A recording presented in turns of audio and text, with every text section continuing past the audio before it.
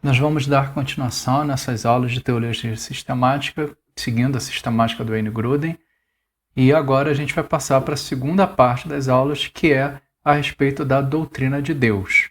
Mais especificamente, a gente vai começar agora falando a respeito da existência de Deus.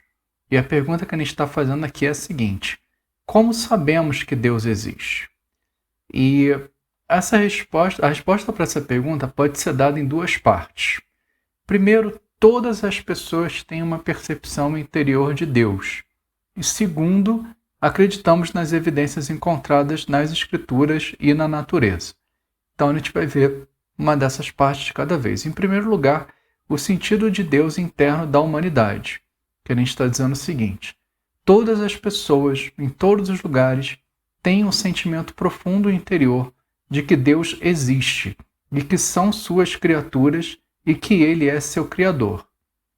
No entanto, as Escrituras também reconhecem que algumas pessoas negam esse sentido interior de Deus e até negam que Deus existe. Um texto que ilustra isso para a gente é esse daqui, de Romanos 1, os versos 18 a 21, que diz o seguinte: a ira de Deus se revela do céu contra toda a impiedade e injustiça dos seres humanos que, por meio da sua injustiça, suprimem a verdade, pois o que se pode conhecer a respeito de Deus é manifesto entre eles, porque Deus lhes manifestou. Porque os atributos invisíveis de Deus, isto é, o seu eterno poder e a sua divindade, claramente se reconhecem desde a criação do mundo, sendo percebidos por meio das coisas que Deus fez. Por isso, os seres humanos são indesculpáveis, porque, tendo conhecimento de Deus, não glorificaram como Deus, nem lhe deram graças. Pelo contrário, se tornaram nulos em seus próprios raciocínios e o coração insensato deles se obscureceu. Quer dizer, o que essa passagem aqui está falando que a gente quer comentar? Primeiro, que todas as pessoas têm um sentimento profundo interior de que Deus existe, que são suas criaturas e que Ele é seu Criador. Isso que essa passagem aqui está falando. As pessoas conhecem a Deus. O que se pode conhecer a respeito de Deus é manifesto entre eles, entre os seres humanos, porque Deus lhe manifestou. Os seus atributos são conhecidos, claramente se reconhecem desde a criação do mundo. Eles são percebidos por meio das coisas que Deus fez. Quer dizer, as pessoas sabem que Deus existe. Por isso, as pessoas são indesculpáveis. Quer dizer, as pessoas não podem dizer que nem sabiam que Deus existe. Agora, esses versos também falam uma outra verdade, que as pessoas suprimem esse conhecimento, essa parte aqui que eu até destaquei. As pessoas suprimem esse conhecimento, quer dizer, não é que elas não sabem que Deus existe, elas sabem, só que na sua injustiça as pessoas suprimem esse conhecimento. Isso é afirmado por outros textos também, por exemplo, o Salmo 14:1. Diz o insensato no seu coração: não há Deus. E o Salmo 10, os versos 3 e 4. Pois o perverso se gloria da sua própria cobiça. O avarento maldiz o Senhor e blasfema contra ele. Em sua soberba, o perverso não investiga. Tudo o que ele pensa é que Deus não existe. Quer dizer, esses salmos eles também estão falando isso. É o perverso que diz que não há Deus. É o insensato que diz no seu coração que não há Deus. As pessoas sabem que Deus existe, mas na sua injustiça, no seu pecado, as pessoas preferem suprimir esse conhecimento. Já na vida de um cristão, essa consciência interior da existência de Deus torna-se mais forte e distinta. Quer dizer, a gente deixa de suprimir esse conhecimento de Deus no nosso pecado e, na verdade, a gente pode inclusive a gente passa a conhecer a Deus de uma maneira mais significativa, porque a gente passa a conhecer a Deus não apenas como nosso Criador, mas a gente passa a conhecer também a Deus como nosso Salvador e como nosso Pai. Olha só o que fala Romanos 8,16. O próprio Espírito confirma ao nosso espírito que somos filhos de Deus. Quer dizer, essa relação de pai e filho com Deus é uma coisa que o cristão experimenta. A gente não está vendo a Deus mais somente como um Criador, mas também como um Pai. E aqui 1 Pedro 1, 8 e 9.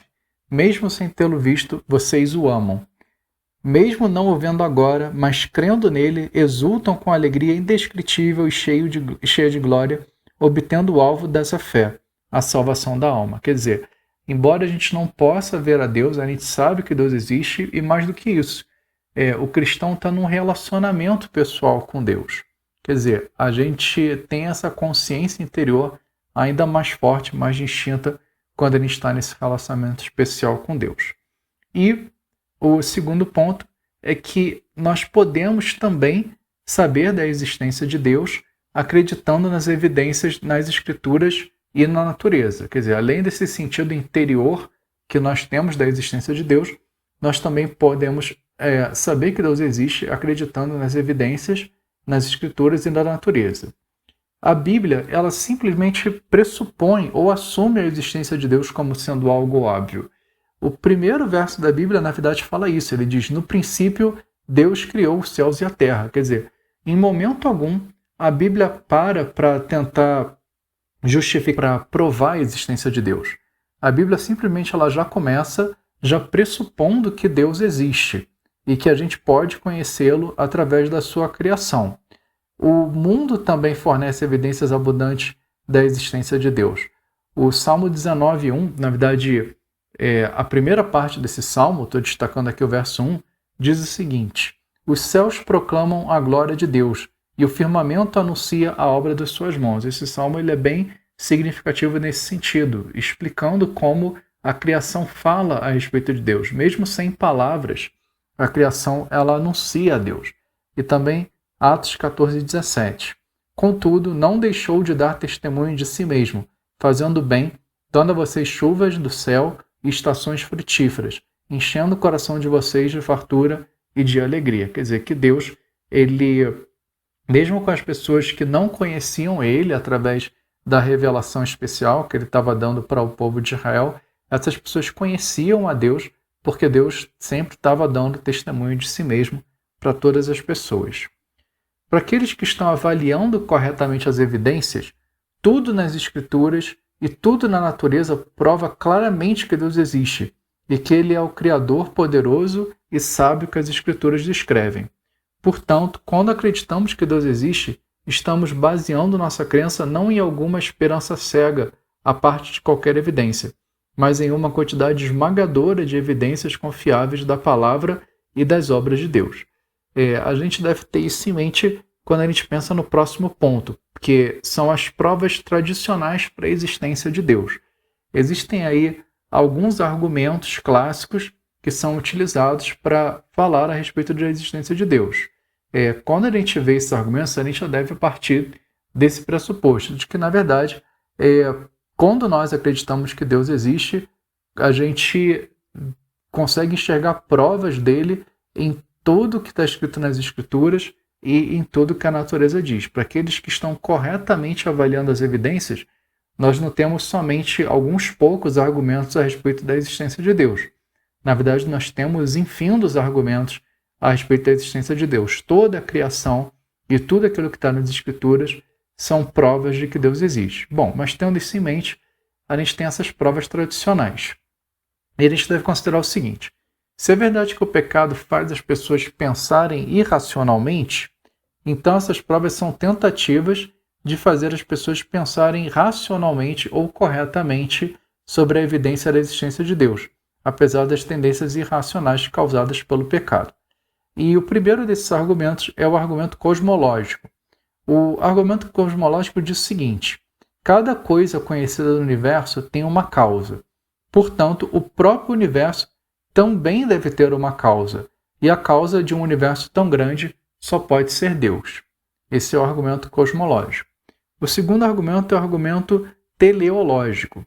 O argumento teleológico diz uma coisa assim: visto que o universo parece ter sido projetado com um propósito, deve haver um Deus inteligente e determinado que o criou para funcionar dessa maneira. A harmonia, ordem e design do universo são evidências de um propósito inteligente. A palavra telos, em grego, significa fim, objetivo, propósito. Quer dizer, essa ideia de que parece haver um propósito no universo. Houve um criador que criou o universo, dando a ele um fim, dando a ele um propósito. O terceiro desses argumentos é chamado de argumento ontológico. Onto também vem do grego, quer dizer ser. Então, assim, é um argumento é um argumento falando a respeito do ser de Deus. Esse argumento ele remonta pelo menos a um teólogo medieval chamado Anselmo de Cantuária. E esse argumento pode ser colocado da seguinte maneira. Eu estou colocando aqui a maneira como um teólogo contemporâneo, o William Lane Craig, ele explica esse argumento. Diz o seguinte: é possível que exista um ser maximamente grande. Quer dizer, é possível que exista um ser tão grande, que é o maior ser que nós podemos imaginar. Não maior em tamanho, maior na sua grandeza, na sua perfeição. Se é possível que exista um ser maximamente grande, então existe um ser maximamente grande em algum mundo possível. Quer dizer, se existe a possibilidade de que esse ser existe, então esse ser existe em algum mundo possível. Ainda não necessariamente nesse mundo onde nós estamos, mas a gente pode pensar que existem mundos possíveis. Isso tem sido bastante explorado, inclusive, em algumas obras de ficção contemporâneas. Fala sobre universos paralelos, coisas assim. Quer dizer, é pensar que existem mundos possíveis, mundos que a gente consegue imaginar. Esse ser ele deve existir em algum mundo desses mundos possíveis.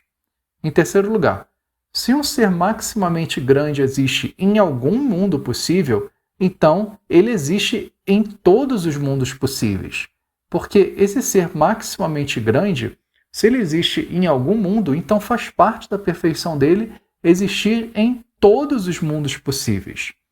Um ser maximamente grande existe em todos os mundos possíveis, então ele existe nesse mundo onde nós vivemos, no mundo real. Se um ser maximamente grande existe no mundo real, então existe um ser maximamente grande. Portanto, existe um ser maximamente grande. Quer dizer, Deus existe. Esse é o argumento teológico, pelo menos no formato que ele é explicado pelo William Lane Craig.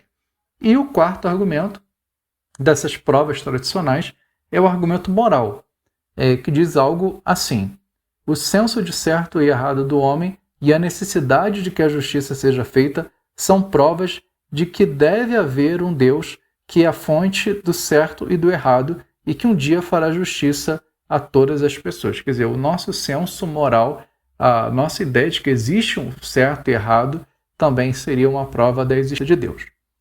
Esses são 4 argumentos tradicionais ou clássicos que são apresentados para a existência de Deus. E a gente pergunta, esses argumentos são válidos? Para responder, a gente deve fazer uma distinção entre prova e persuasão. Esses argumentos são válidos na medida em que avaliam corretamente as evidências e raciocinam corretamente para uma conclusão verdadeira. Deus existe. Quer dizer, de fato, Deus é o criador do universo, de fato ele criou o universo com um propósito. É verdade que Deus é um ser perfeito, que de fato existe, e também de que o nosso senso de certo e errado ele se origina no fato de nós sermos criaturas de Deus. Agora, esses argumentos não são válidos na medida em que não podem convencer todas as pessoas. Se a gente pensar que validade significa que esses argumentos vão ser acatados por toda e qualquer pessoa, então a gente deve dizer que esses argumentos não são válidos. Mas isso não quer dizer que essas provas não sejam válidas em si mesmas. Quer dizer, o problema não são as provas, mais uma vez. O problema é a maneira como as pessoas respondem a essas provas. Elas partem de pressupostos errados e elas suprimem a verdade e a justiça, e por isso esses argumentos, no final das contas, não vão ser válidos para todo mundo, ou não vão persuadir a todas as pessoas. Qual o valor desses argumentos, então? A gente pode dizer que, para os incrédulos, eles superam algumas objeções intelectuais. Quer dizer, a gente pode ter aí incrédulos que fazem pouco do cristianismo ou que fazem objeções, mas dificilmente a gente vai ter alguma pessoa que de fato estuda que vai negar a genialidade por trás dos teólogos cristãos que estabeleceram esses argumentos, como o próprio Anselmo da Cantuária, ou como Santo Agostinho, como São Tomás de Aquino e vários outros. Quer dizer, esses argumentos, pelo menos, eles podem refutar algumas das objeções mais superficiais à existência de Deus. E já para os crentes, esses argumentos podem fornecer mais evidências intelectuais para algo que já foram persuadidos a partir de seu próprio senso interior de Deus e do testemunho das Escrituras. Quer dizer, para aqueles que já creem em Deus, não são esses argumentos que vão nos fazer crer em Deus. Nós já sabemos que Deus existe por causa desse senso interior que nós temos, por causa das Escrituras e por causa das evidências de Deus na natureza. Porém, esses argumentos eles também podem nos ajudar a termos mais firmeza a respeito daquilo que a gente crê, superar algumas das dúvidas que nós eventualmente possamos ter, e com isso a gente pode ter uma fé mais robusta, quando a gente toma conhecimento desses argumentos. E o nosso último ponto aqui é que somente Deus pode superar o nosso pecado e nos habilitar a ser persuadidos de sua existência. Deus precisa nos habilitar para que a gente seja persuadido. A gente vê isso aqui, por exemplo, em 2 Coríntios 4, 3 e 4. Mas se o evangelho ainda está encoberto, é para os que se perdem que está encoberto, nos quais o Deus desse mundo cegou o entendimento dos descrentes, para que não lhes resplandeça a luz do evangelho da glória de Cristo, o qual é a imagem de Deus. Quer dizer, de novo, essa ideia de que os descrentes estão suprimindo o conhecimento de Deus. O nosso problema não é um problema intelectual. Não é por falta de informação que nós não cremos em Deus, mas sim por causa da presença do pecado. E também aqui em 1 Coríntios 1, 21. Visto que na sabedoria de Deus o mundo não o conheceu pela sua própria sabedoria, Deus achou por bem salvar os que creem por meio da loucura da pregação. Quer dizer, é através da pregação da palavra que nós chegamos à fé em Jesus Cristo, que nós superamos o nosso pecado e nós superamos a nossa objeção a Deus e nós então reconhecemos a existência de Deus. E também 1 Coríntios 2, os versos 4 e 5.